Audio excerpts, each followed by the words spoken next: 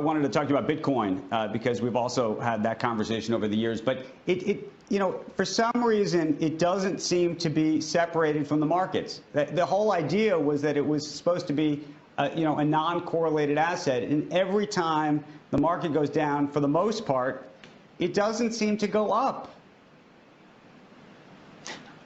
Well, first of all, I've always maintained, and I would just tell you today as well, that this is an instrument that you use as a hedge. I don't think this is something that you trade.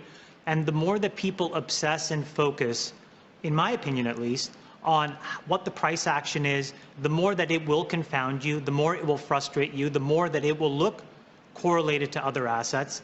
But the reality is it's fundamentally not, because it is underpinned by a set of beliefs that are completely orthogonal to the orthodoxy that runs the world today. And it is completely the inverse of how the financial infrastructure of the world operates. So from my perspective, I still think that what I talked about sort of 8 or 9 years ago still holds, which is as a 1% hedge in our portfolio.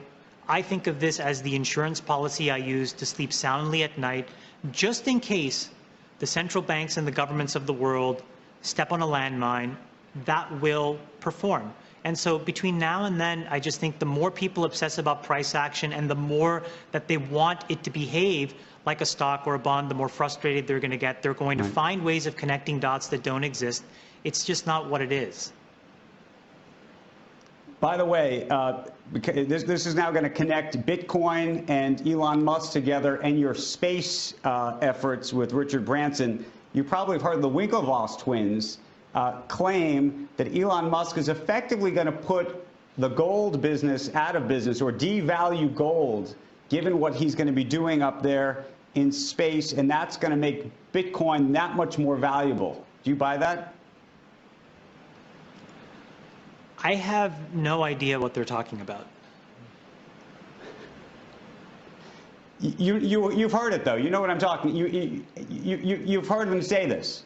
I really wish I could give you a smart answer, but I have no idea what they're talking about. Chamath, if you send Ben Affleck and Bruce Willis up to an asteroid that has 10 trillion tons of gold, your supply-demand dynamic is going to be affected. I honestly think that's what they're talking about, actually mining an asteroid, which is not that far off.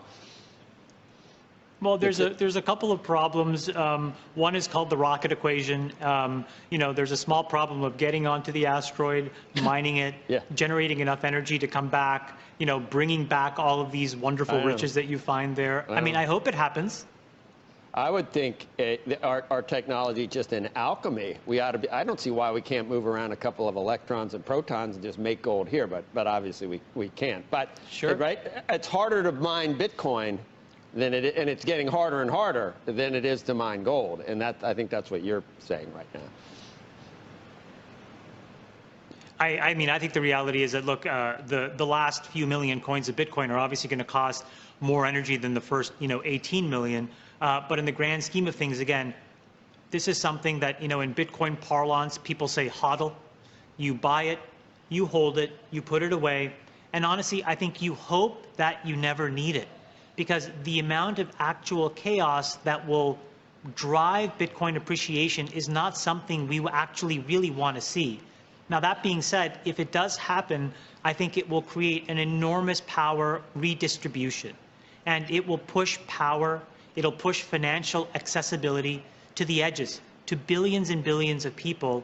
And in that, I think there's something to be really proud and excited about. Chamath, if you take a small percentage of the global currency, financial currency, whatever you use, and you divide it by 21 million, even if it were, I mean, it is mind-boggling, but the numbers just sound crazy that you talk about when you do that math. I don't know if you. It's just hard to believe. No, but I understand. But just remember, that will get subdivided many, many thousands and hundreds of thousands and millions of times, and it will and it can represent, a large plurality of the monetary supply of the world. Right.